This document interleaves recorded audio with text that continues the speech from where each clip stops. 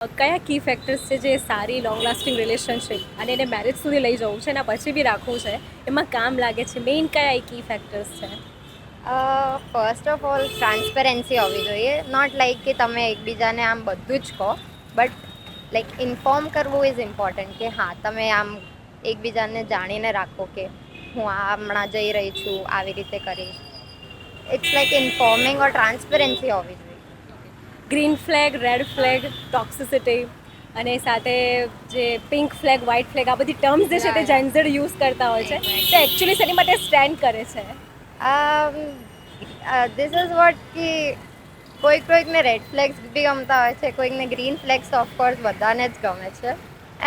આ બધું તો like it's kind of word. બાકી અગર પ્રેમ આમ તે થઈ જાય ને, લવ કે ટ્રુ છે, તો આ બધું પછી મેટર નથી કરતું. કારણ કે છોકરો બી અગર રેડ હોય તો ગ્રીન ફ્લેગ આમ ચેન્જ થઈ જ જાય છે.